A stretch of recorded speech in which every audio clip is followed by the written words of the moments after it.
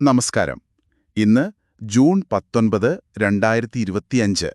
നമ്മൾക്ക് കിട്ടിയ കുറച്ച് വാർത്തകളും വിവരങ്ങളും വെച്ച് കുവൈറ്റിലെയും പിന്നെ മിഡിൽ ഈസ്റ്റിലെയും ചില പ്രധാന സംഭവങ്ങളെപ്പറ്റി ഒന്ന് സംസാരിക്കാം. അതെ. അതായത് അവിടുത്തെ സാമ്പത്തിക കാര്യങ്ങൾ, ഈ പ്രാദേശിക സംഘർഷങ്ങൾ, ഇതൊക്കെ എങ്ങനെയാണ് ബന്ധപ്പെട്ട് കിടക്കുന്നത് എന്ന് നമുക്കൊന്ന് നോക്കാം. ശരി, അപ്പൊ തുടങ്ങാം അല്ലേ? തുടങ്ങാം. ആദ്യം കുവൈറ്റിലെ കാര്യം തന്നെ എടുക്കാം.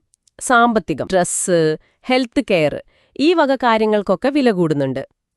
അവിടെ വിലക്കയറ്റം കാണുന്നുണ്ട്. അതേസമയം എണ്ണവില, കുവൈറ്റ് ക്രൂഡ്, അത് കൂടിയിട്ടുണ്ട് അല്ലേ? ശരിയാണ്. പുറമേ നിന്ന് നോക്കുമ്പോൾ വിലക്കയറ്റം അത് സാധാരണക്കാരെ ബാധിക്കുന്നുണ്ടാവാം. അതാണ് ശ്രദ്ധിക്കേണ്ടത്. ശരിയാണ്. പിന്നെ വേറൊരു കാര്യം എന്താ അല്ലെങ്കിൽ മറ്റ് നയപരമായ കാര്യങ്ങൾ കൊണ്ടാവാം. ഇനി ഈ പ്രാദേശിക പ്രശ്നങ്ങൾ അത് കുവൈറ്റിനെ നേരിട്ട് ബാധിക്കുന്നുമുണ്ട്. ഇസ്രായേൽ ഇറാൻ പ്രശ്നം കാരണം എയർ സ്പേസ് ഒക്കെ അടച്ചപ്പോൾ കുടുങ്ങിപ്പോയ ആളുകളില്ലേ? ഏകദേശം 30,000 പേരോളം. അതെ, അവർക്ക് കുവൈറ്റ് അബ്ദാലി ക്രോസിംഗ് വഴി, അതായത് കരമാർഗം യാത്ര ചെയ്യാൻ സൗകര്യം ചെയ്തു കൊടുത്തു. അത് വലിയൊരു കാര്യമാണ്. തീർച്ചയായും. ഒരു പ്രതിസന്ധി വരുമ്പോൾ സഹായിക്കാനുള്ള ഒരു കഴിവും സന്നദ്ധതയും കുവൈറ്റ് കാണിക്കുന്നുണ്ട്. ശരിയാണ്. സ്വന്തം പൗരന്മാരെ ഇറാനിൽ നിന്ന് ഒഴിപ്പിക്കാനും പ്ലാനുകൾ തയ്യാറാക്കുന്നുണ്ട്. അതും പ്രധാനമാണ്. കാരണം ഈ പ്രശ്നങ്ങൾ സാധാരണക്കാരെ എത്ര പെട്ടെന്നാണ് ബാധിക്കുന്നതെന്നതിന്റെ തെളിവാണത്. പൗരന്മാരുടെ സുരക്ഷ നോക്കണമല്ലോ. ഈ സംഘർഷ വാർത്തകൾക്കിടയിൽ ഒരു ചെറിയ പോസിറ്റീവ് വാർത്ത കൂടിയുണ്ട്, ക്രിക്കറ്റുമായി ബന്ധപ്പെട്ടത്.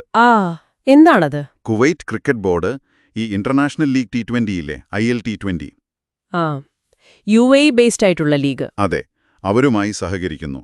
ഇവിടെ കുവൈറ്റിൽ ടാലന്റ് കണ്ടെത്താനും മത്സരങ്ങൾ നടത്താനുമൊക്കെ. അത് നല്ല കാര്യമാണല്ലോ. സംഘർഷങ്ങൾക്കിടയിലും സാധാരണ ജീവിതം മുന്നോട്ടു പോകുന്നു എന്നതിന്റെ ഒരു സൂചന. അതെ. ഇനി നമുക്ക് കുറച്ചുകൂടി വിശാലമായ ചിത്രത്തിലേക്ക് വരാം. മിഡിൽ ഈസ്റ്റിലെ സംഘർഷം, ഇസ്രായേൽ ഇറാൻ വിഷയം കൂടുതൽ ഗൗരവമാവുകയാണല്ലേ? അതെ, സ്ഥിതി അത്ര പന്തിയല്ല. ഇസ്രായേൽ ഇറാന്റെ പ്രധാനപ്പെട്ട ആണവ കേന്ദ്രങ്ങൾ നഥാൻസ്, ഫോഡോ, പിന്നെ മിസൈൽ കേന്ദ്രങ്ങൾ, അവിടെയൊക്കെ ആക്രമണം നടത്തിയെന്നാണ് റിപ്പോർട്ടുകൾ. ഇത് വളരെ സെൻസിറ്റീവായ ടാർഗറ്റുകളാണ്, ആണവ കേന്ദ്രങ്ങൾ. അതെ. അതിനു മറുപടിയായി ഇറാൻ ഇസ്രായേലിലെ ബീർഷബയിൽ ഒരു ഹോസ്പിറ്റലിന് നേരെ മിസൈൽ ആക്രമണം നടത്തിയെന്നും വാർത്തയുണ്ട്. കാര്യങ്ങൾ വഷളാവുകയാണ്. ഇത് കൂടുതൽ വലിയൊരു ഏറ്റുമുട്ടലിലേക്ക് പോകുമോ എന്നുള്ള പേടി എല്ലാവർക്കുമുണ്ട്. ഇസ്രായേലിന്റെ ആക്രമണ രീതി, അതിന്റെ വേഗത, അത് ഗൾഫ് രാജ്യങ്ങളെപ്പോലും ഞെട്ടിച്ചു എന്നാണ് കേൾക്കുന്നത്. ശരിയാണ്. ഇത് മേഖലയിലെ എണ്ണ സുരക്ഷയെയും സ്ഥിരതയെയും ഒക്കെ എങ്ങനെ ബാധിക്കുമെന്നുള്ള ആശങ്കയും സ്വാഭാവികമാണ്. പിന്നെ ആദ്യം ബുഷഹറിലും ആക്രമണം നടന്നു എന്ന് വാർത്ത വന്നിരുന്നു. കേട്ടിരുന്നു. പക്ഷെ പിന്നീട് അത് ഇസ്രായേൽ തന്നെ തിരുത്തി.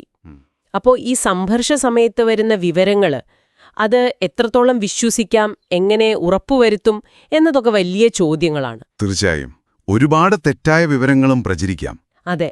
അപ്പോ സ്ഥിതി കൂടുതൽ മോശമാകുമോ എന്നാണ് എല്ലാവരും പേടിക്കുന്നത്. അന്താരാഷ്ട്ര തലത്തിൽ ഇതിന്റെ പ്രതികരണങ്ങളും വരുന്നുണ്ട്.